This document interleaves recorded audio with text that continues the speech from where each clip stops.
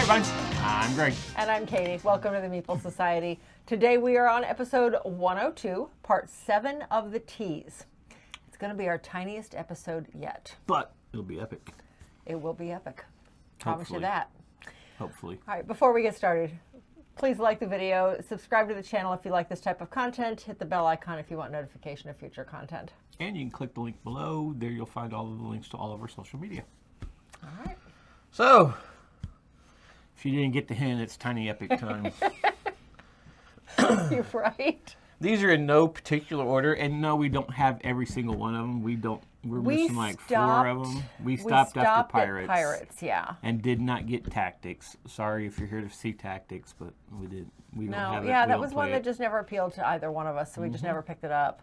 We And I figured know we had there's friends who had it, so if we wanted to play it, we Crime could. and Game of Thrones and Everything different stuff since out. Pirates. Let us know if we you don't think have. those are worth playing, though. But Yeah. we're going to go over the ones we still own. Yes. First off, we got the original. Well, it's the second edition of it because it's the Kickstarter version. Tiny Epic Kingdoms that came with Heroes Call. Heroes Call. Heroes Call, yes. Okay, so Tiny Epic Kingdoms is The beginning. area control, resource management. I think most of these are resource management in a way. It's not really worker placement, I don't think. It's more area control. Yeah. So, It's action selection, isn't it?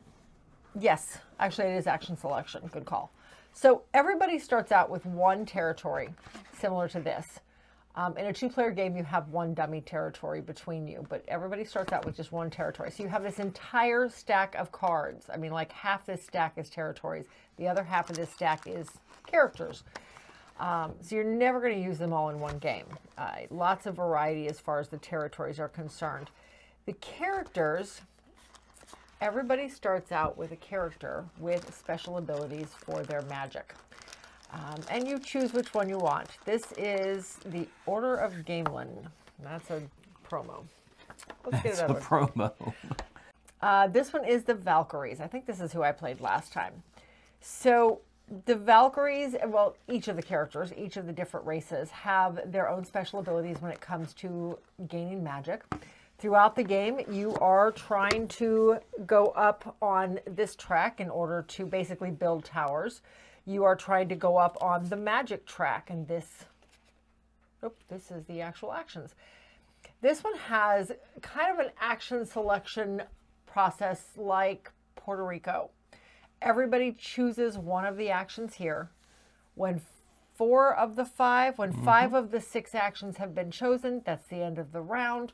And then you just start a new round with whoever was next in line.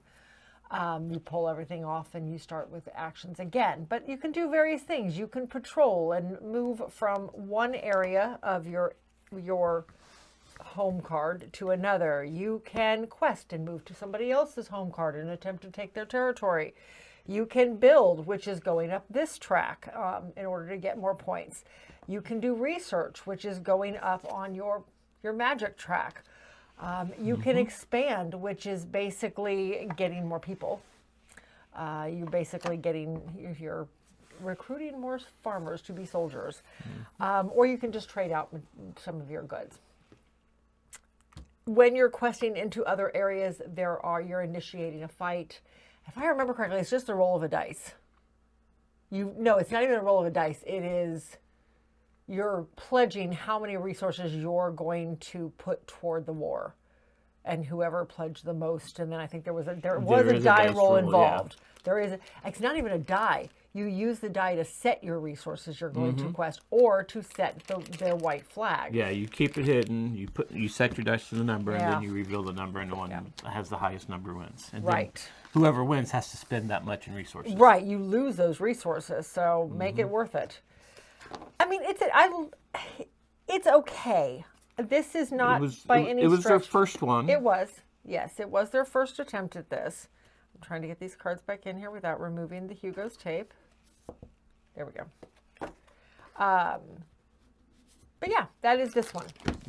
So and the pieces, and this is what makes Tiny Epic. This is their standard MO, is these size cards, which they did have sleeves for. And we've actually got little cases for them, which makes life much easier when you're playing with a lot of this size cards. And I'll show pictures of them. I do not have them in front of me. I have tried to find more. Unfortunately, the lady I bought them from is no longer on Etsy. So, but there are others out there. But yeah, the Meeples are just these teeny tiny little things, and you will find this across every one of their games. It's just now they do get a little bit bigger as you go on. It's quests that they start to come out a little bit bigger because you can put stuff on them. They're called item Meeples. Yes. And we'll get to that. But anyway, yeah, teeny tiny little Meeples. Not the smallest I've ever seen, though. By any stretch. Okay. That is Epic Kingdoms. And the expansion, Heroes Call. This just brings, added more. Yeah, it adds more factions, more lands. Yeah. It brings in silver as a resource now. Yes. And silver, it was a wild. I think so. And just a couple more different mechanics into the game. Yeah. Plus, it gives it a solo play. I don't know. Did this one have a solo play? No. Nope, it was 2 to 5. This brings into solo play. Okay. Because you have a compass that works somehow. We've never played it solo, though. But right. Yeah. It just kind of adds to it and makes the battles even bigger and more things to do. Right. All right. So anyway, that is Tiny Epic Kingdoms. We're just going to set that right there. Next, we have Tiny Epic Defenders. This is our second one? With the Dark War. Okay. So Defenders, this one sets up a little differently. Okay, so Tiny Epic Defenders, again, look at all these hero cards. This did not come with it. No, this is an insert I found for it that works kind of nicely, which honestly helps in these games. So these are all your characters you could play. You choose a character, and it tells you basically, it outlines everything for the rounds here on the card, which is nice. It also gives any special abilities they have. And then I think on the back it kind of gives you a story. Yeah, kind of gives you a brief little thing about them. A little fleshing them out a little bit. And then you've got your regions, and there are, those are the epic foes, and these are your regions. So the regions are set up with the main town in the middle, and then the other 6 regions are spaced around it. And I'll show a picture, but they're spaced around it, and you are traveling with your little. No, actually, they came in now. Oh. There's the item Meeples. Yeah, because in this one they have the special things, the special weapons you can get in certain areas. So you can attach things to them when you find them. They're treasures or artifacts. Yeah. So your little item Meeples are moving around from region to region, trying to secure the region. This game is a card flip. There is no set turns. Everything is based on a deck of cards. At the start of the game, you put in 1 card for each player that gives them their full 3 actions.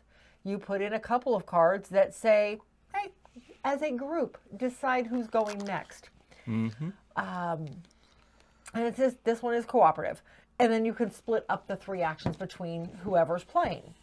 And then there are a bunch of monster cards. So as the game goes on, you're adding more monster cards to it. And if you don't defeat the monster cards, then they do damage. Simple as that. They're not monsters. They're basically just they're cards that tell you do damage to this area. And you just start cranking up the damage. And when it gets to the top, that area is destroyed, and you can no longer, you can't do anything there. You can't save it anymore. You're trying to go around keeping a balance, trying to keep these areas low, using your actions.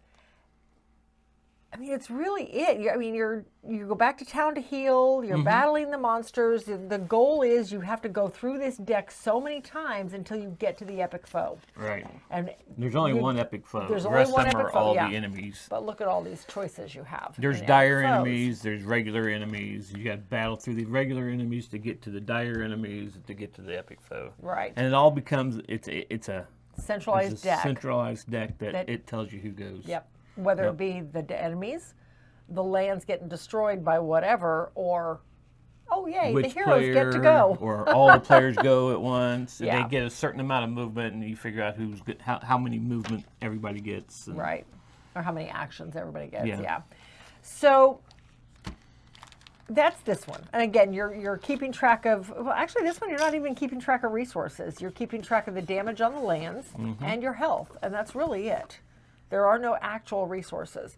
The expansion on this one brought in the little carriages. Yeah, the caravans that you have to safely escort back to the city.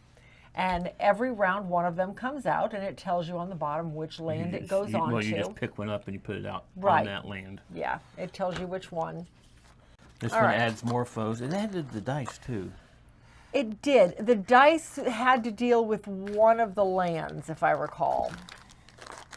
Yeah. It was one of the specialized lands. You had to roll the dice to see which area got damaged, because that particular area didn't take the damage. Yeah, with the Kickstarter, it came with the little sleeve so you can pack them together. But then you can't see what they are. The way we store them on the shelf, you can't see them that way, so we don't use them. Yep. All right, that is Tiny Epic Defenders along with the Dark Wars. And we'll just keep stacking that up. Next we have Tiny Epic Galaxies. Okay. With Beyond the Black. Beyond the Black. All right, so Tiny Epic Galaxies again, resource management, worker placement. So with this one, everybody has their shipboard. You are colonizing planets out in outer space. So everybody has their shipboard. You start off with 2 ships, and throughout the game you get a 3rd one. So you're keeping track of your energy and your, not civilization, it's energy and culture. You're keeping track of your energy and culture, and meanwhile you are trying to get this built up so that you can get your 3rd ship. You're keeping the solo side. Why do we have a solo side up? Because all of them have solo sides. Well, what is that? Oh, that's that. That's why. Oh my goodness. Okay. Well, let's do this. There we go. Let's flip these over so the solo side's not up. See, it would have told me right there. Culture. Well, no, actually it doesn't. Oh well. Anyway. Let's flip to the right side. So you're keeping track of your energy and culture here. You're keeping track of... and your culture goes up over here. You're keeping track of all these different things happening on your board. That's all there is to your board. Meanwhile, out in the black or out in space, there are all these different planets you're trying to colonize. Some of your choices are to orbit the planet and try to colonize them, or to physically land on the planet and do the action on the card. Both are viable options. This game is played with a die roll. You get to roll so many dice based on where your colonization level is here, or your, not colonization, your culture level is over here. You roll the dice and those determine your actions. You can roll as often as you want. The first re-roll is free. After that, for every re-roll you want to do, you have to pay an energy. Again, you're keeping track of your energy here. When you run out of energy, you're out of luck. This one also has a follow mechanism. You can spend a culture to follow one of the actions that one of your opponents has done that turn. So if my opponent just got a whole ton of energy, and I really kind of like that I could use those 3 energy, and I've got spaces where I can pick up 3 energy, so I'm going to follow that action, but I have to spend a culture to do it. If you're out of culture, you can't follow, so you both. So you're gaining, you're colonizing the planets and you're claiming those planets. They're going into your, onto your board, basically under your board, and then this becomes a permanent action you can do by paying whatever it says to pay on the card. Yeah, I mean, there's secret missions and that just kind of enhance the game. Yep. The expansion brought in pilots. Expansion brought in more secret missions. It brought in more planets. It brought in an exploration map. Yes. Yeah, that made it a push your luck kind of game. You went up there and you would put out a token. You could take the token with symbols on it that you got points for being the one that had the most of those symbols at the end of the game. Or you could go to the next one. But then it could be one where you lose everything. Right. So it's kind of push your luck there. You also could hire pilots, and they would fly your ships where you could, when you hire that pilot, you can now upgrade a ship. Yes, well. You get specialty powers for that ship. Yep. It's nice. So it came with new little ships for everybody. These are the push your luck mechanism. The planets you would explore. This is one of them too that I'm glad that we have the mat for. mat for. It Yeah. also came with a little bitty expansion. These were the robots. Yeah. Yeah. That kind of. I don't know if I really used those much when we played this or not. I did, and I don't remember now what they did even, so Yeah. they were not that memorable. Nope. But we do have mats for all of these, which we kind of went a little overboard on that, but I'm a sucker for a good neoprene mat. So. Yep. So, Tiny Epic Galaxies. All right. Next we have Tiny Epic Quest. This is one where, well, this is the reason I bought those little plastic pieces to begin with, and I did jump up and grab them.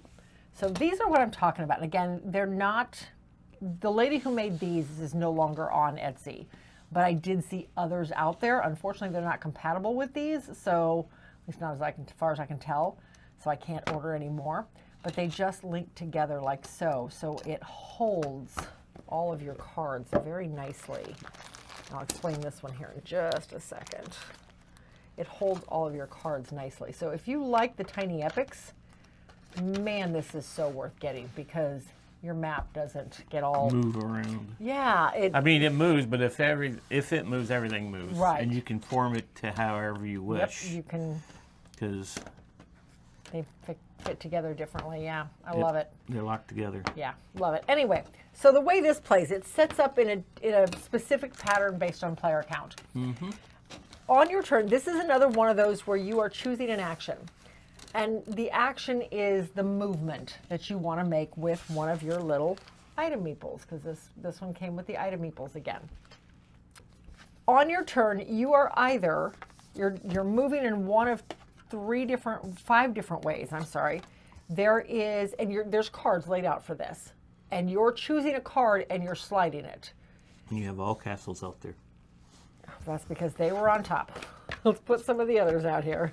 That's a good call. I did not realize that's what I had. Okay. So, again, 5 cards laid out. You choose which way you want to move, and then everybody else at the table moves one of their people that direction, that way. When 4 of the 5 moves have been chosen, that ends the round. Doesn't matter how many players have gone. If you're playing a 3-player game, somebody's getting an extra choice, but then the next round, somebody else starts first. So it all balances out. So you are either able to move down the rivers, in which case you are moving from one card to another along the rivers, going up and down. You can move along the roads, in which case you're moving along horizontally. It's another action selection Yes. game. One of the third choices is you can move anywhere along the edge of the map. Now this, of course, is all edges, but in the full setup of the map, there's not all edges. But you can move by boat along the edge of the map to any card that's sitting on the edge. Let's see, one of the other options is by walking, in which case you can walk to any of the 8 cards around you. Or you can go by horseback. What was the 5th option? Was it horseback? Griffin, which allows you to go, maybe it was Griffin. Now I can't remember the 5th one, what the movement was. It was, the Griffin was diagonally. The coast, back. Okay, so the Griffin just moved diagonally, and you could go as far as you wanted to diagonally. So once 4 of them were chosen, then that ended the round. At that point, everybody has moved all 3 of their meeples at least once, maybe twice. You could decide not to move at all. Maybe you've got everybody right where you want them, so you don't move at all, in which case you just gain a health or a magic. It's called, is it magic or mana? It's whatever the magic is in this one. So once you're there, after everybody's done their movements, now you're activating the areas. And now is where the dice come in. So one person, you take turns rolling dice, and the dice, some of the dice only affect you, some of the dice affect everybody. Most of them affect everybody. So you're rolling the dice and resolving them in a specific order. And it shows that order right on your card. Yep, it's your adventure card. You have to resolve damage first. If there's more than one, you take the first one, but then it goes around the table as to who takes the rest. So even if it's not your turn to roll the dice, you're still taking damage. Then you resolve the energy. and this was the other thing you could gain, was energy, not magic. Magic is different in this game. But again, you get the first one, but the second one goes to the player on your left, and then that person, and it just keeps going around the robin until they've all been used up. The third one you resolve is the magic, and this is just a piece that goes up on the magic track that determines the level of spells that you can learn. That's all that does. But it also starts determining how powerful the damage is when you start taking damage if this gets too high. Then everybody, after that, can resolve whatever's left. You can resolve all of the what is that, the scrolls, or the torches, or the damage symbols. And each of these do things out here on the map. The torches and the scrolls help you move down some of these tracks at the temples. And if you get to the end of the temple, then you get a special bonus. You take one of the cards, right? If there's one out for it. There's always, yeah. If there's one out for that particular temple. Sometimes you don't get anything for it, but on your player card, you may need that temple in order to progress on the legendary weapons. There's that. Some of the goblins, you use the attack symbols to fight the goblins that are here, and you have to be able to hit them like 6 times in order to take them out. Otherwise, nothing happens, and you're sucked back to your castle at the end of the round, and the goblin goes back to full health. So those are a little. The first one I took out was super easy. After that, they were not easy. I always Not seem for to, you. Well, yeah, okay, I kept yeah, rolling good it. point. Well, that was the problem. I kept rolling them when I wasn't on it. I kept rolling them too. Yeah, I know. Or So you can rest. And then once you've decided you've taken enough damage, you can rest, because you don't want to run out of health, because then if you do that, you lose all of your progress. You don't get to keep the goblin you're only 1 point away from taking out. You don't get to keep the progress you made in any of the temples. Certain areas will immediately suck you back to your castle at the end of the round, like the portal for the goblins.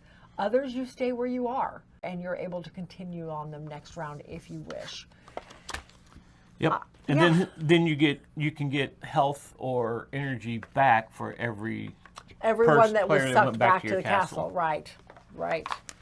Which at the beginning of the game was really easy. Toward the end of the game, that got harder and harder. Well, okay, for me, it got harder and harder to keep up. I like this one. And this one came with a bunch of mini expansions Yeah, too. it did. This was one of the ones I feel like I need an insert for, because it's so full. Okay. I'm sure I can find one if I look for it. But anyway, Tiny Epic Quest, and that is not An angled box separate. left on that one. I'll fix it later. All right. Okay, next we have Epic Mechs. Tiny Epic Mechs. This is another one that Matt came in handy. Oh my Big gosh. time. Oh, and all of these, well, we don't, yeah, we have the mat for, Yes. I don't know, I think we have the mat for everything. Yeah. Well, I don't know, I can No, tell I- you. Yeah, we have the mat. Yep. I got tired of forgetting mats and put signs on the inside of all of our boxes that had them, so I didn't forget them. All right, Tiny Epic Mechs. This one changed up the size of the cards. So these no longer did me any good. They do on a couple of the upcoming ones, but not on this one. This one changed up to this size cards. And with this one, each player is playing their little item meeple, their single little item meeple, and you are trying to gather resources in order to purchase weapons for yourself and for your mechs. At some point, you upgrade to your mech. In the middle of the table, and I'll show a picture, well, I can pull it out, but I'll show you how it's set up, is the big mech, the mega mech. And ultimately, you're trying to get into this mech. So these pieces, I have to give them this. The pieces are adorable. They don't fit in They there. don't fit in there. I thought they did. Your Meeple fits in there. Okay, so you just put your Meeple in there. I've never been in the mega mech because I never get there in time. But you put your little item Meeple inside of it, and now that's what's You gain the walking card around that the board. actually tells you Yeah. about the mech and what you Yeah. have on it. So I do like the way they crafted these. They are neat. They do not fit well in the box, though. I will give them that. But So ultimately, you are walking around, you're collecting resources off of areas you control, because you can put down different pieces to gain control of the board. Little landmines or towers, whatever they're called. I don't remember what they're called now. The tall ones. Turrets. Turrets, okay. And if anybody else walks onto that area, yes, they are removed, but they take damage. The piece is removed, but they take damage. You no longer control the area, but your opponent just took some damage. The mines leave, the turrets stay. The turrets stay? That makes sense. Okay. So, once you're in the Mega Mech, the idea is to just, well, one, it's a specific number of rounds. Yeah. So it only plays in 5 rounds. So if you get 2 people like us who don't like battling, but this is an the arena game's battling gonna end. game. This is an arena battling game. It absolutely is. I mean, it's okay. I don't think we even battled in this last one. I think you won, though, by sheer points. I took some hits from your grenades, I know. your mines and Well, stuff, and you took some of mine. And I did. That's true. I don't think we truly went up against each other. No. Not for lack of trying.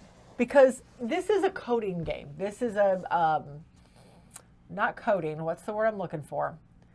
You are programming. This is a programming game. You are programming your movements. So at the start of the round, you have 8 movement cards. And you are programming out what you're going to do with your mech for that turn. You are putting 4 of them down, showing arrows going in specific directions, and each one of those arrows has an action on it. You're going to get resources. You're going to upgrade to your mech, your power up, as they call it. You're going to go buy. You're going to go purchase weapons. Whatever it is, but you're moving around based on those cards you pre-programmed at the beginning of the round. So even if you want to battle, you may be heading in 2 different directions and you may never get to. Maybe you don't want to battle and you accidentally end up on the same spot. Now you have to. So there's that going on too. But yeah, I actually do like this one for what it is. For an arena battle game, I like this one. Anyway, that is Tiny Epic Mechs. So next we have Tiny Epic Dinosaurs. Dinosaurs, well... This is when when the Dinosaur Island came out. Yeah. Dinogenics and all the dinosaurs. Tiny Epics had to have a dinosaur game. Yes, this is lots of tiny pieces. I will show you those. Insert not included. Insert not included, yep. This is another one I felt like the insert was definitely beneficial. So with this one, everybody has their little dinosaur park. Everybody is dealt a card, and you choose which side you want to do.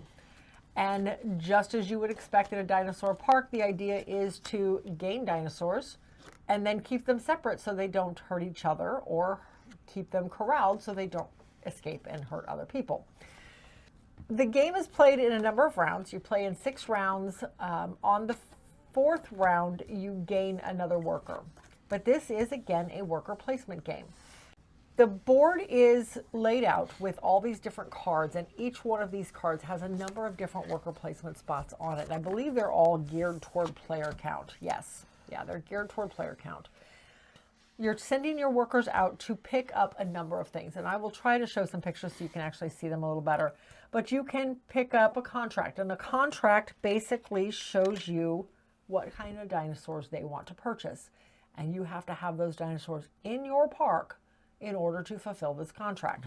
So you can pick up more contracts. There's like 3 of them out? There are 3 contracts out, and then the research cards out, yes. You can pick up fences to fence in some of your dinosaurs. You can potentially go out and pick up dinosaurs. The dinosaurs, you have a couple choices. You can give up a piece of, not equipment, but a resource. You can give up a resource. You can give up a resource. I don't remember what the boxes are called, but you can give up a resource and pick your dinosaur. No worries. Or you can go up here and try to roll the dice for it. And you roll the dice, and depending on what the dice rolls is what happens. Supplies. That makes total sense. You roll the dice. If you roll a net, you safely captured the dinosaur. And he goes onto your board into a special area called... To the holding area. The holding area. And at the end of the round, you can place him out. That's the same place your fences go when you buy them. You can roll an egg, in which case you not only got a dinosaur, but you got an egg as well. So you technically have 2 dinosaurs now.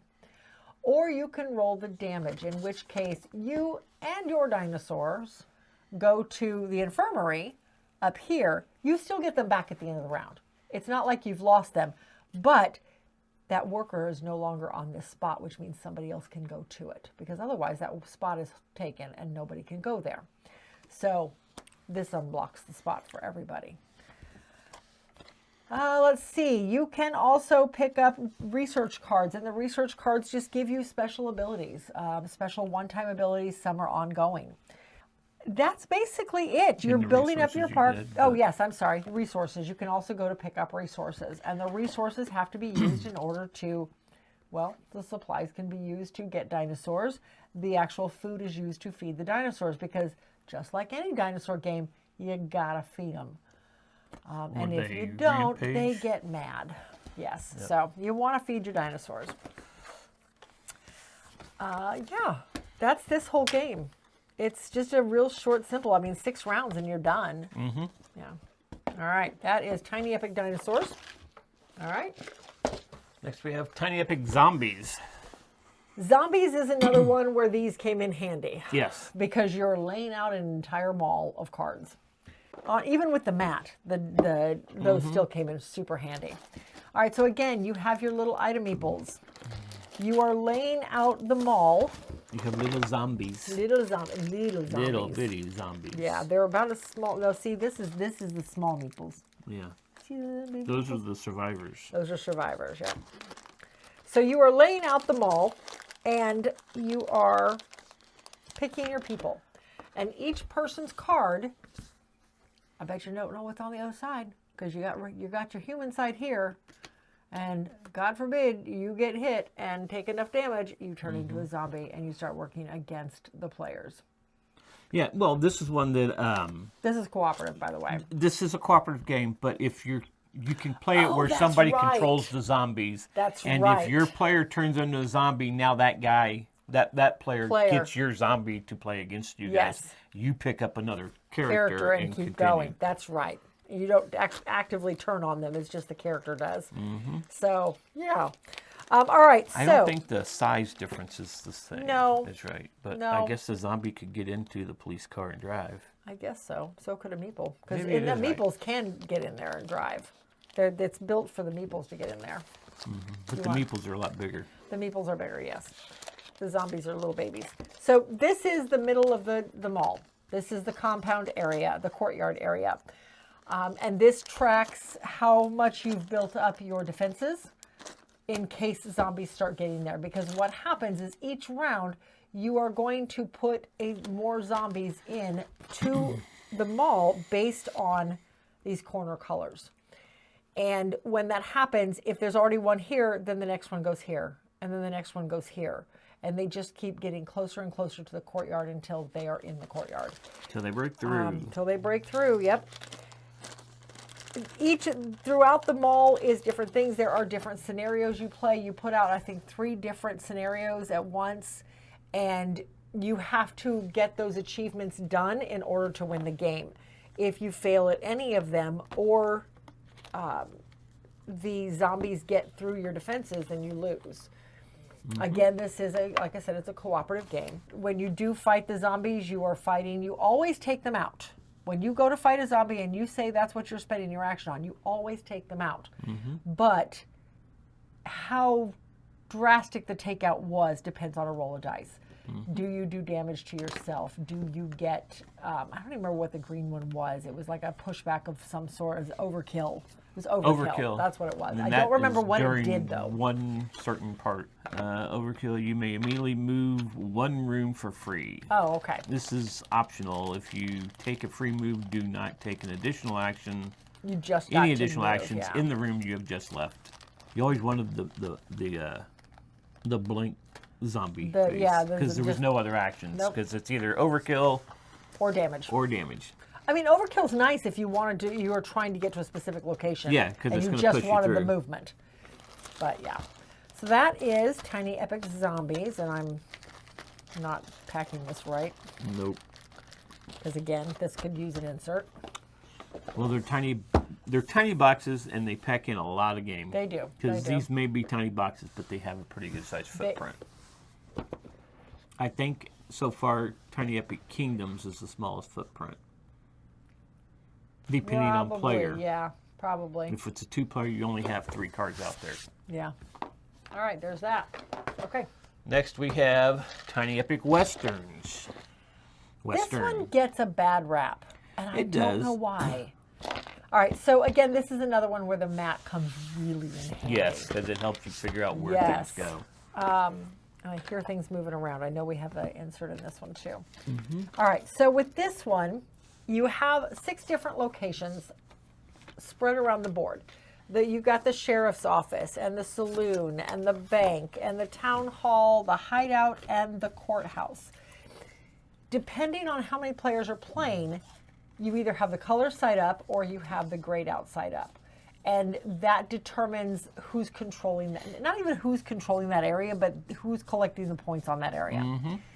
So if nobody's playing blue, then blue is grayed out. It just has a kind of a dummy card up here in the porch. Yeah.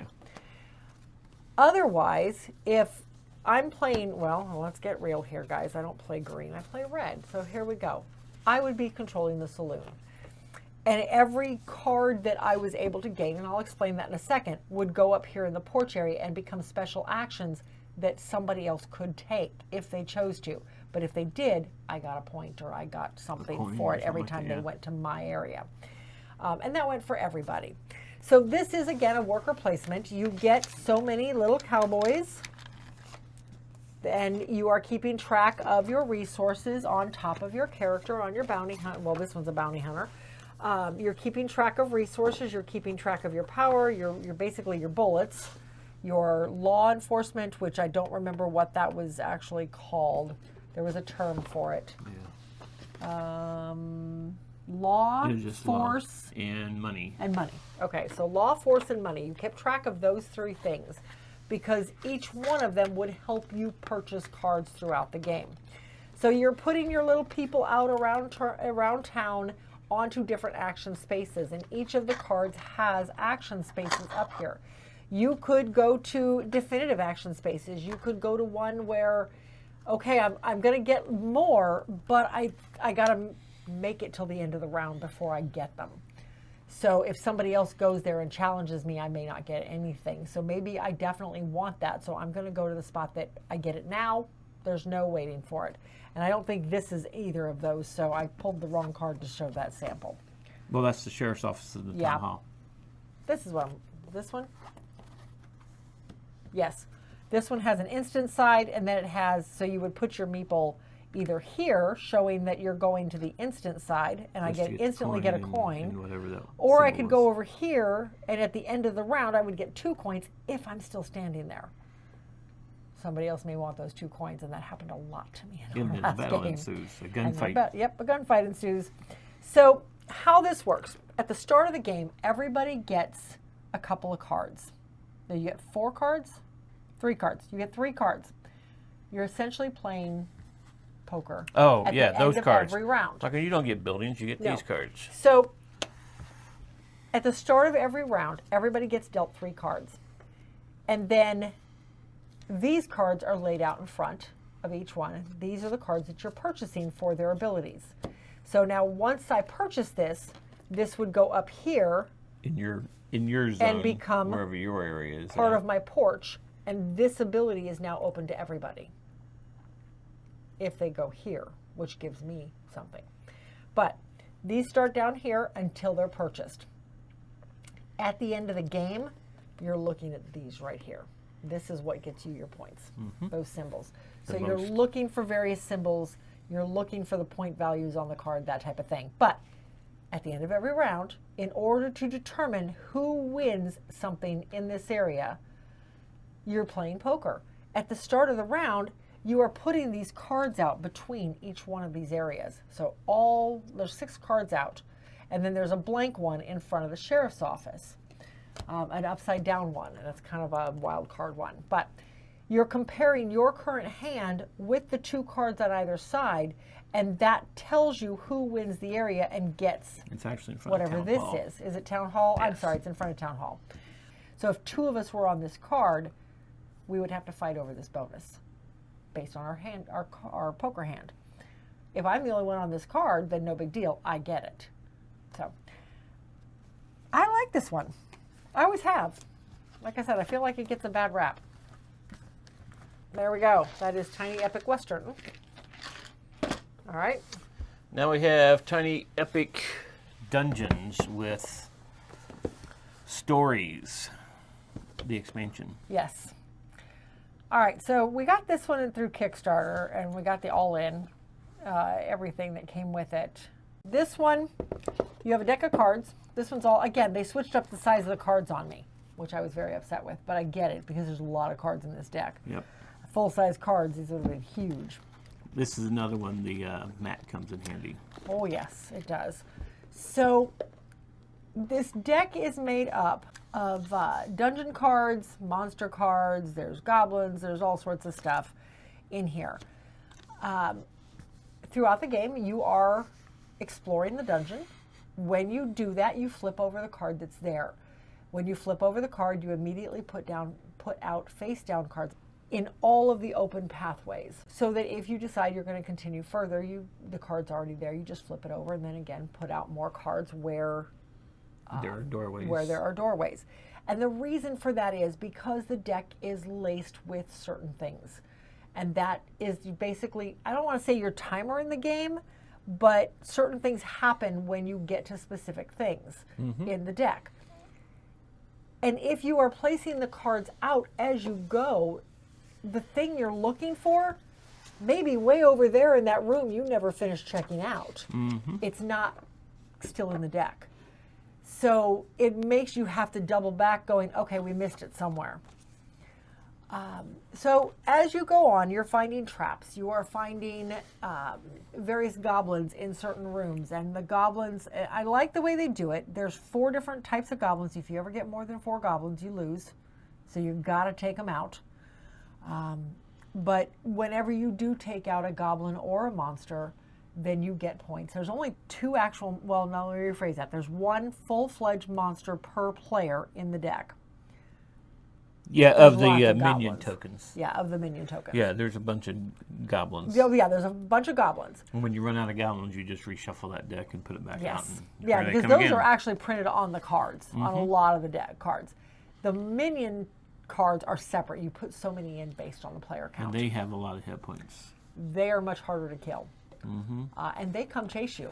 Well, so do the goblins. The goblins But- are like 1 or 2 points in your Yeah, deck. yeah, not very hard. When you go to battle, you are rolling dice. You get to roll so many dice, but you have to choose which one you're going to use. So you're rolling the monster dice, and that tells you what happens with them or how far they move or how much damage they do to you. But you're rolling up to 3 dice. The most you can ever roll is 3. You choose which one you want to use. Naturally, most of the time you're going to choose your highest one. However, there are some dice that just have +2s on them. So if I had rolled this, I would have a total of 8 to fight them. Because the +2 cannot be used on its own, it has to be combined with something else. But whatever dice you don't use, you get energy or health back on your character board. Then again, you get your resources back by not using specific dice.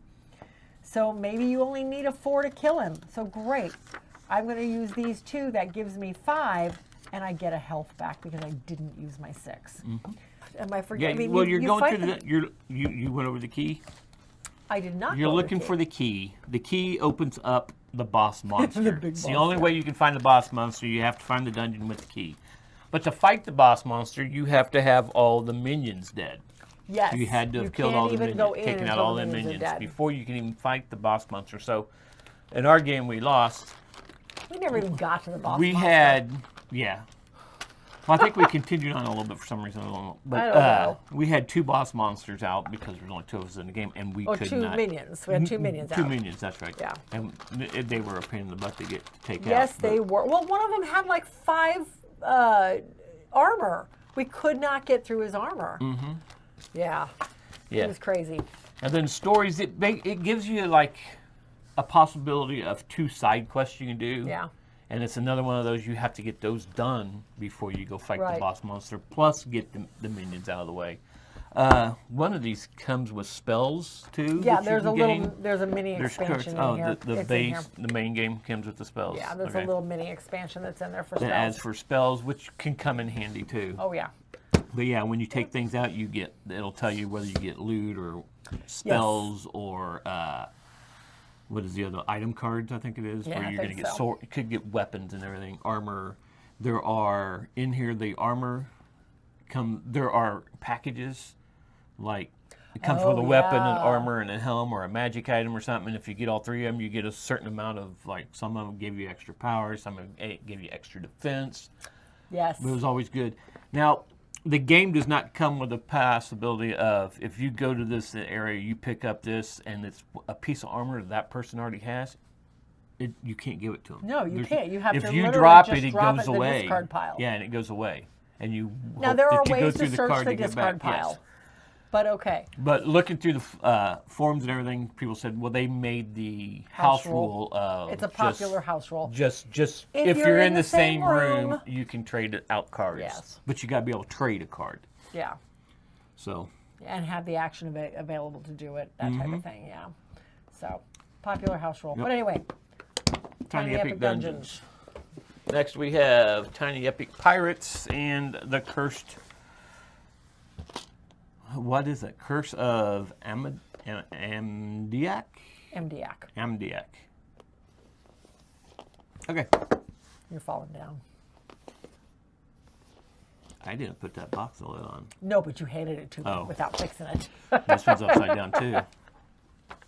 All right, so this one again, this came very much in handy. Yes, it did. So we you're were putting out a able grid. to, and this is where we decided I needed like 2 more. We're Mm-hmm. like too short to be able to do a full grid with this expansion. Without the expansion, I have enough, Mm-hmm. but you need 20 of them for that expansion. I only have 18 of them, which is sad. I ordered them long before that came out, and now that's why I went looking and couldn't find any more.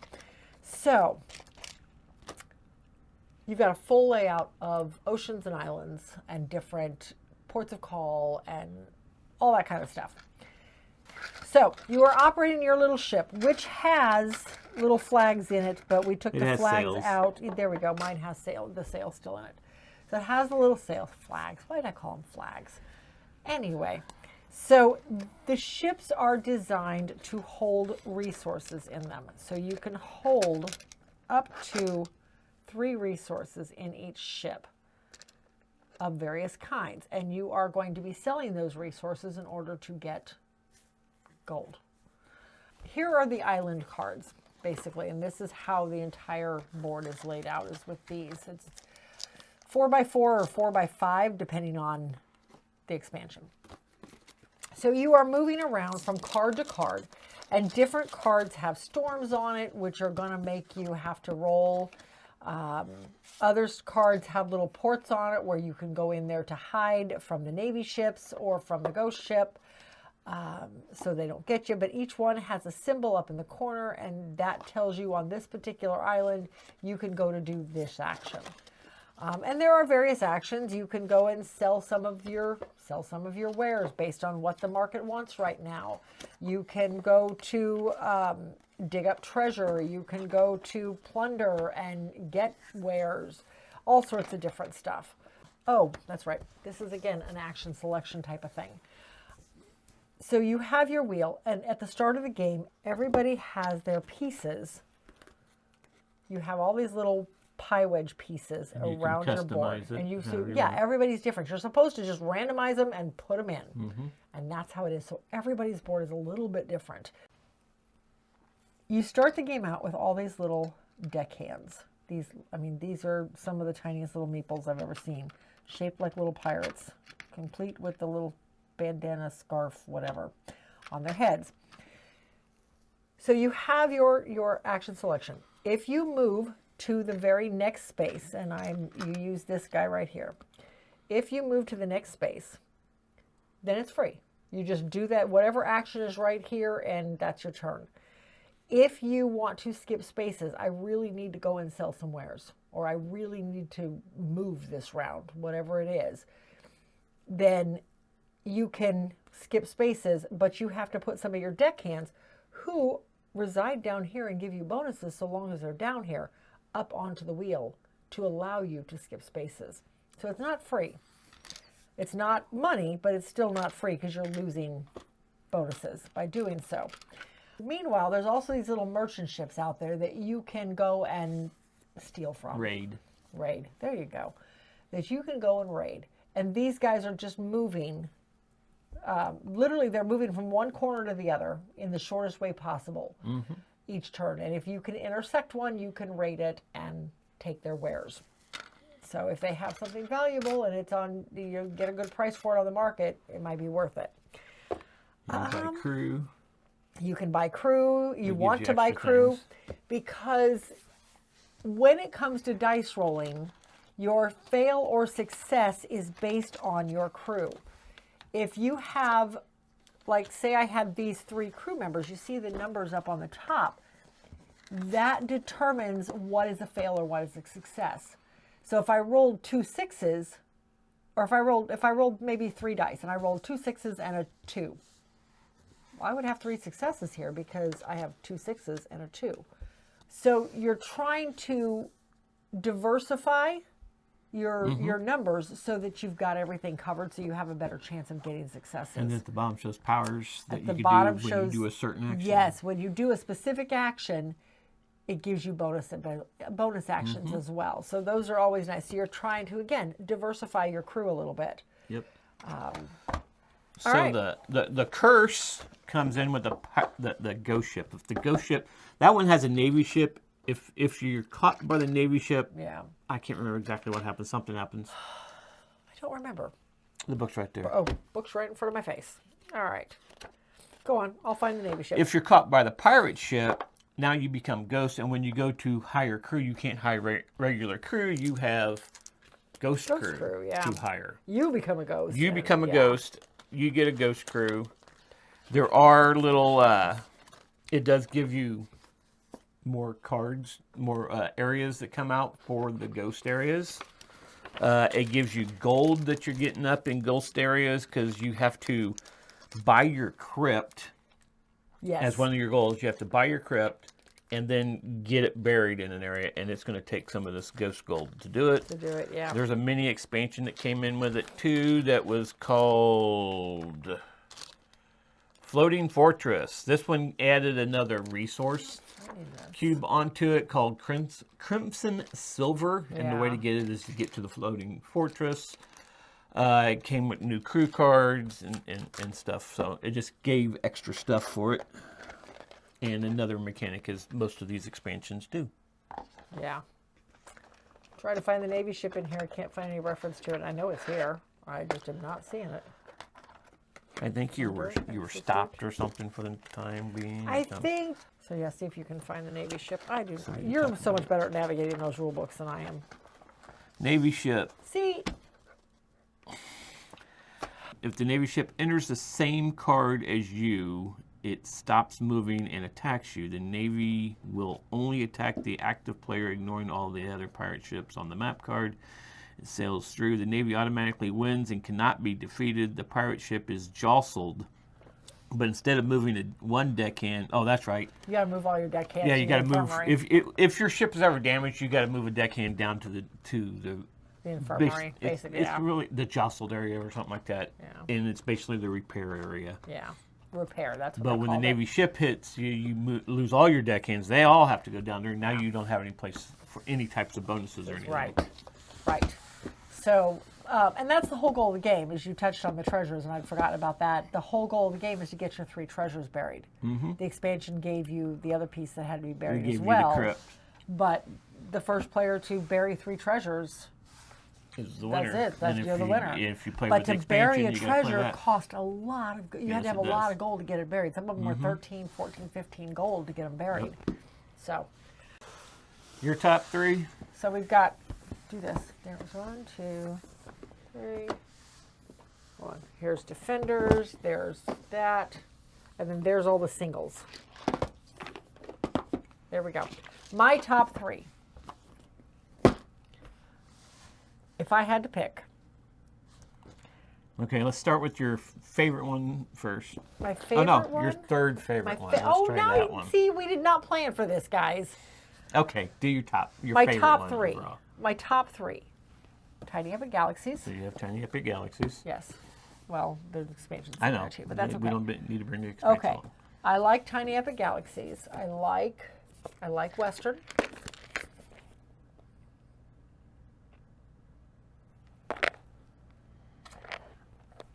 I'm torn because I like dinosaurs and I like zombies. Between the two, I